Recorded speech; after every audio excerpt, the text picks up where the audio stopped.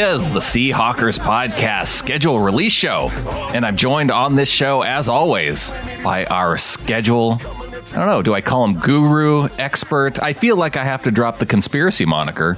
Dave Bloomquist, Hong Kong Hawk, here to break down the schedule. And Dave, the first thing that jumps out to me in looking at the schedule, Seahawks get 5 primetime games. They open up at home against the Cincinnati Bengals. They get to close the season with 2 games in a row against Arizona and San Francisco, with San Francisco being that Week 17 game. And not only are there 5 primetime games, but 4 of those primetime games are in a row. Yeah, and I've spent a lot of time over the last 3 years talking about how the NFL has tried to screw us. And I poured over this schedule, and Seattle really has a really great schedule this year. There's only one section that's bad, and as you break down the whole NFL schedule, you see that every team has their good points, every team has their bad points. I think we got out of here pretty good. And we have a midseason bye, Week 11, right after the San Francisco game on 11/11. So that's kind of some fun numerology there. And yeah, get to close out the season, just 6 more games, just another 6-game stretch before the playoffs. It's nice to have a midseason bye finally. It is really good. And I wish I remember who pointed it out on the Ring of Honor page, but the last time we had such a late season bye would be 2013. And some good things happened that year. I remember that being a good year. So what I did was I did my breakdown of the entire schedule and every single team, because I still believe, as it seems to have been validated, that the rest days really do affect teams. I definitely see that the disparity is still there on occasion. Didn't happen to us this year. But for instance, Green Bay has 22 negative rest days, and that is 7 more than any other team. So wow. We'll go into this a little bit later, but I think Green Bay really has a very, very bad schedule. Yeah. I do want to hear all about all the other teams that are getting screwed besides the Seahawks, especially if it is favorable. The one thing that stands out to me, Dave, is in those first 10 weeks of the season, it's alternating home, away for those first 10 weeks. And it's a bit interesting to me. You know, usually you see a team with a couple home games, a couple road games, but at the same time, I don't know if I really like back-to-back road games. So this does give them some time.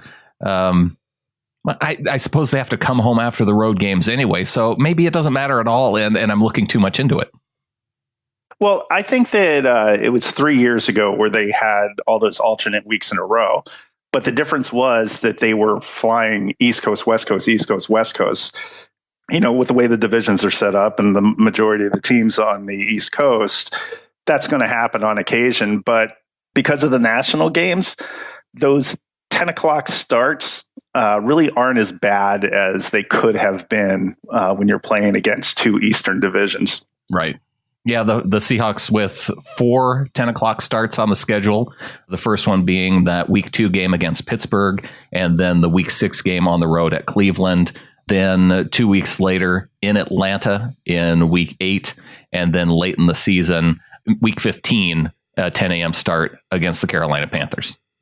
Yeah, and by that time, Cam Newton will have imploded, and that won't matter. And, you know, some people who are newer Seahawks fans, they may not understand where all this consternation comes from around 10 a.m. starts, because since Pete Carroll's been with the team, really, the Seahawks they've done pretty well on those 10 a.m. starts on the East Coast on the road. They actually have a winning record in that position. But you go back to the Mike Holmgren days and those 10 a.m. starts, there were so many times where, as Seahawks fans, we knew we had the superior team, and you'd go into a game like that and they'd lose. Yeah. And, as most Seahawks fans my age, I'm kind of scarred by that era. So I still take a look at those 10 o'clock games and I'm like, Right. But also for a guy that lives in Hong Kong, that means that I have to get up at 2 a.m. to watch the games. And I miss looking at all my fantasy teams that are usually playing at 10 a.m. So Yeah, I hate those 10 a.m. games. Yeah, well, I think those folks that live in UK and in Europe, they probably enjoy the 10 a.m. games because that means they get to bed that much sooner. Well, good for them. I'm glad that they get what they want out there. They do. Yes, we got it in. All right. So one of the breakdowns that I did for Seattle was I just wanted to look at their schedule by quarter, because one thing I definitely do agree with Adam is you just never know what's going to happen. We haven't seen the draft yet. We don't know who's going to be injured, right, or what team is just going to come out of nowhere. So it's like I agree with him that it's kind of foolish to guess what a team's record's going to be. But you can definitely see some positive and negative scenarios if you go quarter by quarter. So the first quarter of the season, Cincinnati at Pittsburgh, New Orleans at Arizona. I think the good about that is we do not start with 2 on the road like we did 2 out of the last 3 years, and we really put ourselves in a hole there.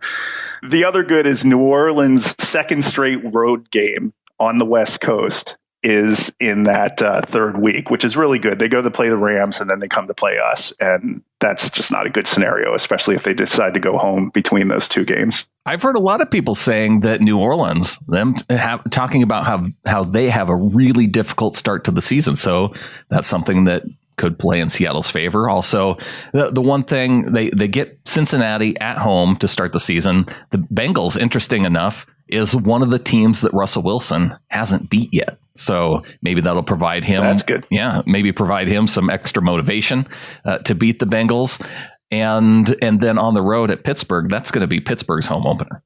Right. And Pittsburgh's coming off the opener against the Patriots, so they're probably going to be pretty mad. So I'm not really too optimistic about that game. However, the least damaging losses that you can have are early season out of conference games. Right. So that's no big deal.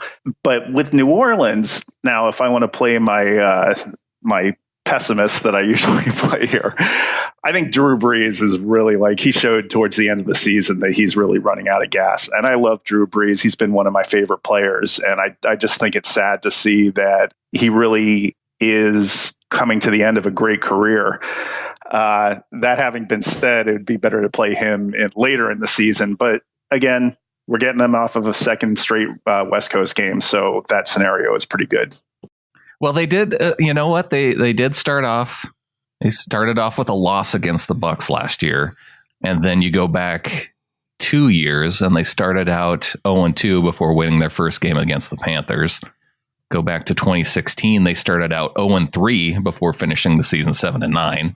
I feel like that was kind of a turning point for them. They started 0-3 in 2015 too, before going 7-9. So, right. Well, here's the 0-3 for the Saints. They have a history of starting off with the season with losing, but fortunately for them, they only had the one loss in 2018 before they turned things around. So the bad part of the first quarter is, as we mentioned, they're going to have to play Pittsburgh in Pittsburgh's home opener. But the worst thing is they have to go to the House of Pain in the desert. So, and that's week 4. So we're going to lose a key player in week 4, and that's really bad. Oh. There's the conspiracy part.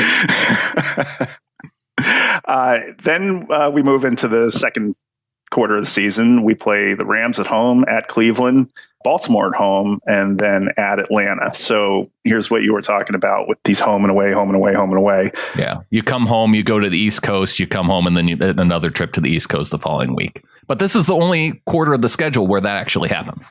No, but it gets worse. So let's just put a bookmark on this. Okay. So the good of the second quarter is they get the mini bye for the Cleveland game after the Rams game, which is nice. When you do go on the road, you have an extra couple days. And then the bad part of the season is this is the 4 straight long flights where they're home and then they fly to Cleveland, then they're home to Baltimore, then they fly to Atlanta. And there's 2 10 a.m. starts in that too. So that's a fairly rough stretch for them, but nothing to stress about. Because they are playing the East Coast games, it does mean a lot of flight time. I saw Flocktimus Prime post in the Ring of Honor that the Seahawks, number 4 in the NFL in miles traveled for this upcoming season, behind the Raiders, number 1, Rams, number 2, Chargers number 3, and then the Seahawks at 27,540 miles.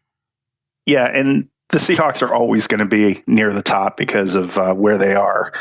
A lot of those teams play in London, so that kind of adds to their numbers. So now we get to the third quarter, and the third quarter is just the brutal part of our schedule. We play Tampa Bay, then at San Francisco, then we have a bye, then we're at Philadelphia, then we're back home versus Minnesota. So the good of that is we have a bye week before the road game at Philadelphia. So again, you take a long trip, you have some time beforehand.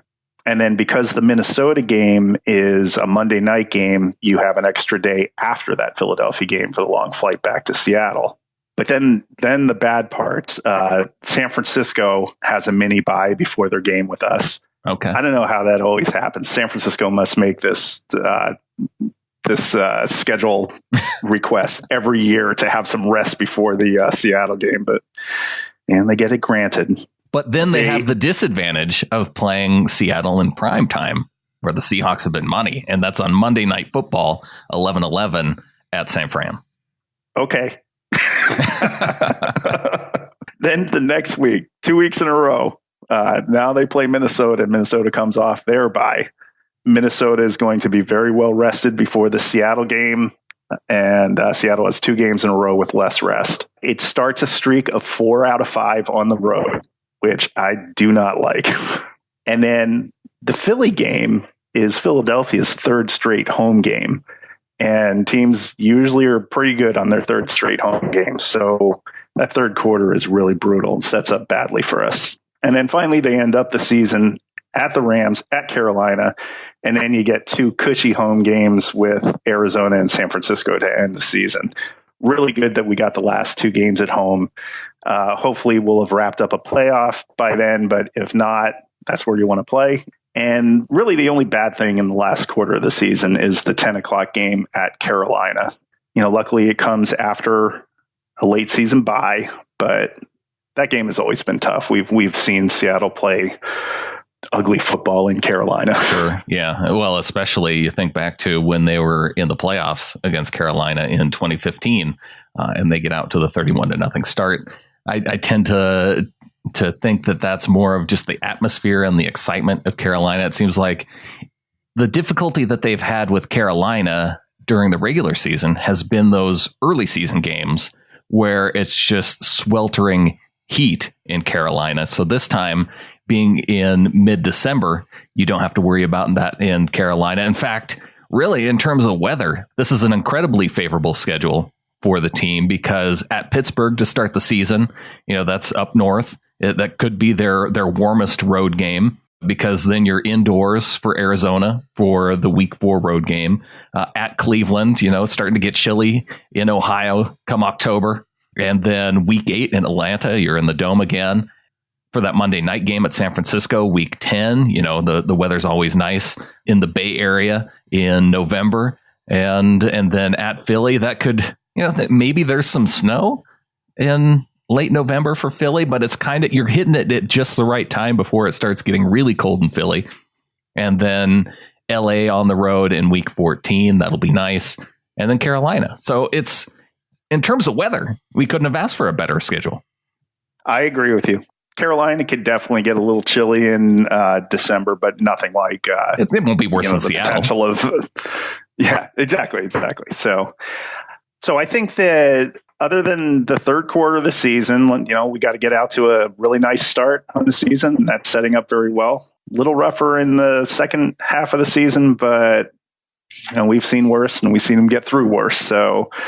But the interesting thing about this is, again, I break down the whole schedule and I focus on not only the rest days that you have over your opponent, but also the rest games that you have over your opponent. And Green Bay just got destroyed this year.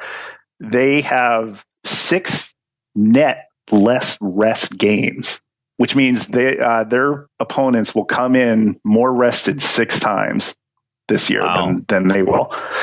And then Chicago, Minnesota, the Rams, and Arizona will be more rested 5 games more than their opponents this year. No, not shocking. The Rams are in there. Of course. The NFL's got to work in LA. Although my prediction this year is, as much as they were pushing the Rams, I think it's the Chargers' turn this year. Oh. I think you're going to see the NFL push the hell out of the Chargers because they just did not have any success at all in LA. So they have to start making it happen. Ooh, I like that prediction. So Seattle actually, this blew my mind because of what has happened over the last couple of years. But Seattle's net rest days and their net rest games is 0 this year. Broke even. There's only 2 teams, Seattle and Indianapolis, that completely broke even with the rest days and the rest games on the schedule. And that's excellent. That you couldn't ask for anything more, especially when you see that I'm actually going to post the Excel spreadsheet that I put together on the Ring of Honor so people can see my beautiful mind at work here. But there's a lot of disparity when you see rest games and rest days. And I think that results in some pretty clear indications of who has the bad schedules and who has the good schedules. And, if you guys have been listening to me for the last couple of years, I'm usually pretty much on the mark when it comes to teams that are supposed to be good, but end up like, what happened to them? Yeah, you've been dialed into this for a while. And it's interesting because I thought I saw something just a few weeks back, or maybe even in this last week, that said the NFL was kind of onto this idea about rest days and trying to keep it relatively even. So one, I'm curious about where the Seahawks kind of fall out in terms of the distribution, being right in the middle, or if they fall, if it's an equal distribution in terms of rest days for negative and positive on either end of the curve. If the NFL is aware of this, is this the best that they can do, or do they still have some work to do? Well, Gary Bloom's article that he posted on the Ring of Honor was really an excellent article. It was an ESPN article about a company in Buffalo that kind of identified this. They were probably reading my Facebook post. And they want to do a 3-year study on how to better do a schedule. And one great thing in that article, which really kind of put things in perspective, is how many different iterations of a schedule that you can have with 32 teams. And it was something like 30 to the 10th power. And you just cannot review every one of those schedules. You do the best you can. And it was also telling, if you read the article, that the NFL earmarks 40 games that are set as far as who they want to put in prime time, scheduling conflicts in the stadium. So once you take those 40 games out, it definitely narrows the amount. But I guess this company in Buffalo has been given a grant for 3 years to come up with an algorithm that can read through and have a fairer schedule.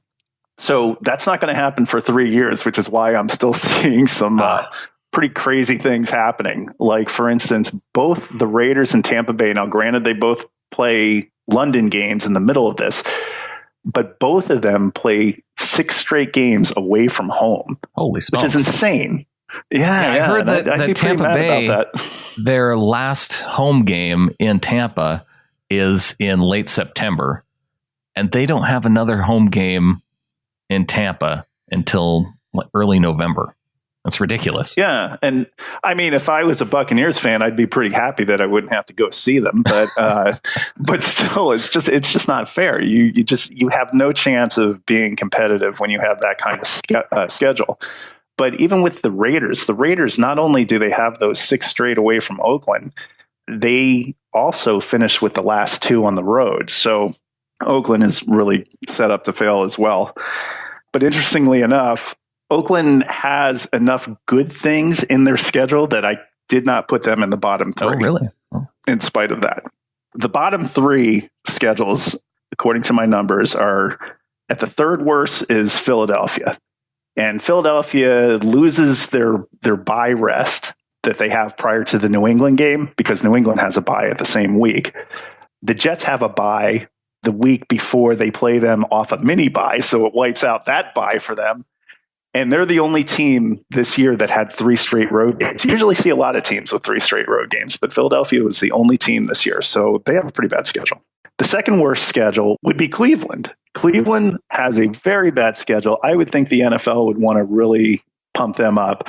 But they have very high negative rest days at 15. They have 5 less rest days. So they're going to come in less rested 5 times against their opponents.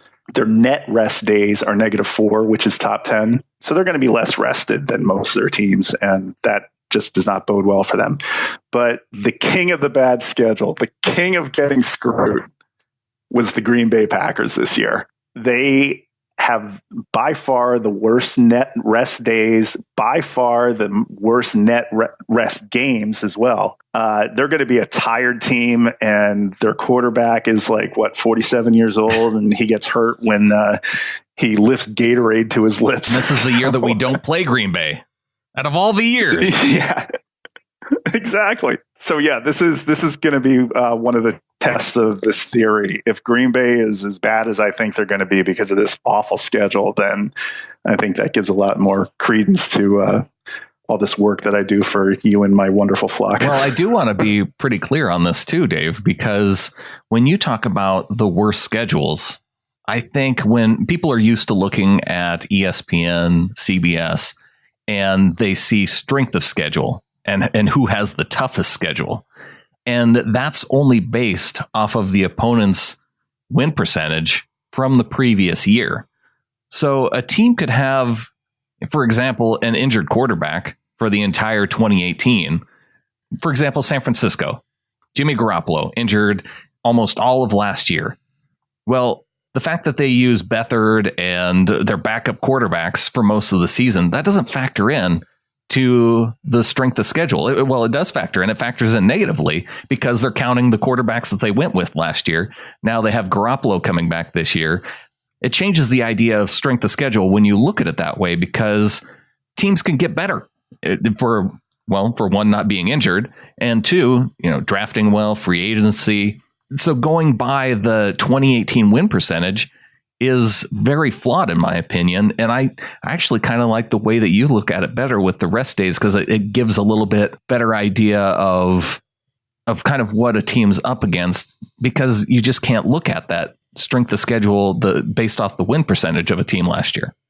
And you mentioned teams get better. Well, teams always get worse too. How many times do we look at the end of the year and last year, who expected the Jaguars to be so bad? Who expected the Panthers to be so bad? People would look at that Jaguar game on their schedule and like, oh my gosh, we play the Jacksonville Jaguars, we're screwed. It happens every year. There's going to be 2-3 teams that come out of nowhere, and there's going to be 2 or 3 teams that do not meet expectations. And you're right. That's all that most people look at. They don't really kind of dig in and see even, the rest. You put the rest days aside. You look at Baltimore, for instance. You had mentioned that it's kind of rough for us to have these alternating home and road games. Well, Baltimore has that through the entire season. Home road, home road, home road, home road, all 16 weeks. Wow. Yeah. And people just don't always look at that. They don't look at the teams with 3 straight home games or 3 out of 4 on the road. And those are things that affect you. And it's funny because when it gets to that point in the season, you'll always hear somebody get on the pregame and say, oh, they're playing their 3 out of 4 on the road, and they're tired. Or take that into account the whole season, maybe, and you'll be more accurate in your predictions. Right. So going back to the other teams, so the best schedules, I think we're pretty fortunate that the 3rd best schedule is Arizona because they suck so bad. Oh, yeah. But Arizona has a very good schedule. They're positive in the rest days and the rest games. They're nowhere near the bottom in any of the negative stats. They have a stretch of 3 straight home games during the year. And the only bad thing is their last 2 are away. But since they're out of the race by mid-October, that doesn't really matter for them. And the 2nd best schedule would be Chicago. And interesting. Let me see. Chicago, one great thing about Chicago is all of their hard games are at home. So they've got the Chargers, the Saints, and Kansas City are all home games. again, that's nothing that you can do. That schedule has set up home and road games years in advance, right. So there's no conspiracy involved there. However, unless you were going to give them to them, in one section of the season, I suppose. Yeah, that's true. But they also have, again, very positive numbers when it comes to rest days over opponents and rest games over opponents. So I expect Chicago's going to be pretty good. And again, as much as Green Bay is by far the worst schedule, Carolina is by far the best schedule. So Carolina faces no team off of Monday night. They get no team coming off a bye, no team coming off a mini bye. There's 0 in rest days, not net rest days like Seattle. There's 0 in rest days. And there is no game where their opponents are going to come in more rested than them, which gives them a net of 3 games that they'll be more rested and a net of 11 days that they'll be more rested. So Carolina really got a good schedule. And that's, again, what worries me a little about the game that we have with them late in the season, because they will be more rested with us over the course of the entire season. And they have a home game, and we have to fly for a 1:00 game. So that might be a perfect storm of Carolina just having enough of an advantage that it might be a bit to overcome. Hopefully they're out of it by then, and it'll just make it that much easier. So I did pull up the Bears schedule, and looking at the games that they had at home, the difficult games you were saying were the Chiefs. The Chiefs, the Saints, and the Chargers. Okay. And that is the Saints and the Chargers are those two are back-to-back right about the middle of the season. So they do have those back-to-back home games. That could work in their favor. And then the Chiefs are week 16 at home. So the last 3 games, it kind of sets up difficult for the Bears with going on the road to the Packers, then they come home against the Chiefs, and then on the road against the Vikings. And that could be a tough 3-game stretch to finish out the season, especially if the Bears are looking at a playoff run. Right. But as I'm looking at the Bears schedule now, they have a bye before the Saints game and then a mini bye before the Packers game. So at least some of that's mitigated. I'd be very pleased if I had the Bears schedule. Sounds like it. So where do the Seahawks fall out in your rankings? Well, it's hard to say because there's nothing good and nothing bad about them. And most of the teams, if you look at my spreadsheet, have some color on it, either red or green for good or bad. So it's easy to pick out the 3 best and the 3 worst. Yeah. So if I'm looking real quickly, 1, 2, 3, 4, 5. There's only 6 teams without a good or a bad mark, Seattle being one of them.